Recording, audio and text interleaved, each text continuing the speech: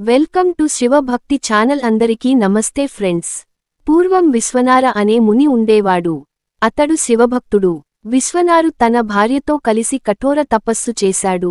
వారికి సంతానం కలగలేదు. సంతానం కోసం వారు శివుడిని ప్రసన్నం చేసుకోవడానికి తీవ్రమైన తపస్సు చేశారు.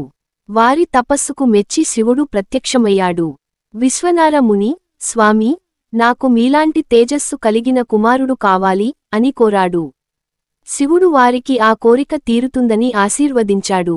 కొంతకాలానికి విశ్వనార భార్యకు గర్భం ధరించింది. కాని ఆ సమయంలో ఆకాశ మార్గంలో ప్రయాణిస్తున్న దేవేంద్రుడు తన రథం మీద నుండి కిందకి చూస్తూ వెళ్తున్నాడు.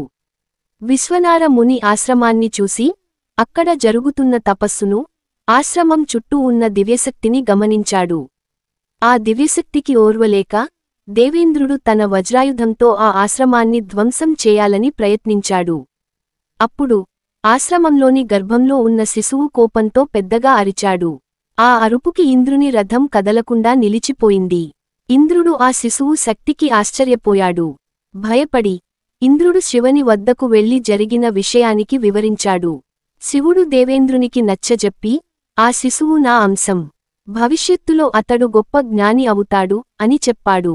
సమయం వచ్చినప్పుడు విశ్వనార భార్యకు ఒక కుమారుడు జన్మించాడు.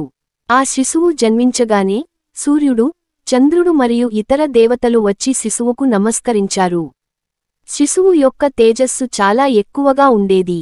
విశ్వనార ముని శివుడిచ్చిన వరం మేరకు తన కుమారుడికి బృహపతి అని పేరు పెట్టాడు.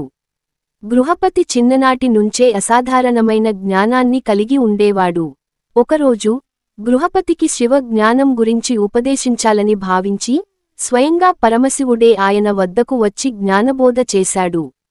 ఈ కథ ద్వారా శివుడు కేవలం భక్తుల కోరికలను నెరవేర్చడమే కాకుండా తన అంశగా జన్మించి భక్తులకు జ్ఞానాన్ని ప్రసాదిస్తాడని తెలుస్తుంది. బృహపతి అవతారం భగవంతుడు తన భక్తులను అనుగ్రహించడానికి, వారికి జ్ఞాన మార్గాన్ని చూపించడానికి ఎలా అవతరిస్తాడో తెలియజేస్తుంది.